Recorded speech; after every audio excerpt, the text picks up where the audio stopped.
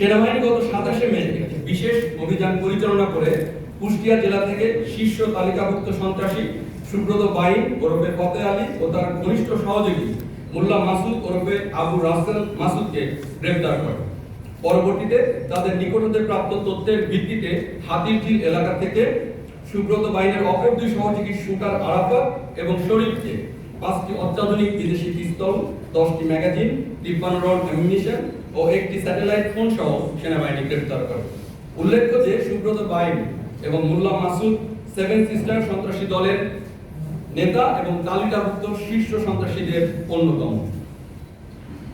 এছাড়াও একই দিনে রাজধানীর মোহাম্মদপুর এলাকায় আরো একটি বিশেষ অভিযান পরিচালনা করে বুড়িগঙ্গা ফিলিং স্টেশন এলাকা হতে দুর্ধর্ষ সন্ত্রাসী ফরিদ আহমেদ বাবু ওরফে এক্সেল বাবু সহ আরো 3 জনকে গ্রেফতার করা হয়। গ্রেফতারকৃত ব্যক্তিদের বিরুদ্ধে রাজধানীর বিভিন্ন থানায় হত্যা, অপহরণ, চাঁদাবাজি এবং ভূমি দখলের মতো গুরুতর অভিযোগ রয়েছে। উক্ত অভিযানের ফলে স্থানীয় এলাকাবাসীর মধ্যে স্বস্তি ও নিরাপত্তা বিরাজ করছে। গত 4 জুন মোহাম্মদপুর জেনেভা ক্যাম্প এলাকা হতে তালিকাভুক্ত সন্ত্রাসী বুনিয়া সোহেল সহ 10 জন সহযোগী সহ সেনাবাহিনী গ্রেফতার করে। গ্রেফতারকৃত বুনিয়া সোহেলের বিরুদ্ধে 30টিরও অধিক মামলা রয়েছে। এ সময় তাদের কাছ থেকে নগদ অর্থ, বিভিন্ন ধরনের ধারালো দেশীয় অস্ত্র এবং মাদক উদ্ধার করা হয়।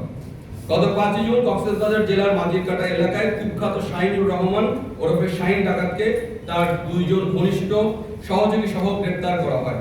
তাদের বিরুদ্ধে হত্যা, ডাকাতি, অপহরণ, মাদক, চাঁদাবাজি সহ 20টিরও অধিক মামলা রয়েছে। এ সময় একটি স্বয়ংক্রিয় অস্ত্র সহ সর্বমোট 4টি অস্ত্র, গোলাবারুদ, দেশীয় ধারালো অস্ত্র ও মাদক উদ্ধার করা হয়।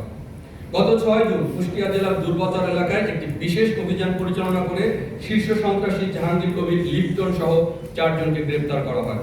উক্ত অভিযানে 6টি বিদেশি পিস্তল, একটি লং ব্যারেল গান, 10টি পিস্তল ম্যাগাজিন এবং সর্বমোট 119 রাউন্ড অ্যামিনিশন উদ্ধার করা হয়। একনল অ্যাডভান্সড হাইজিন সোপ, এবার জীবাণু ধুলাবালি ঘাম ক্লিন বোল্ড।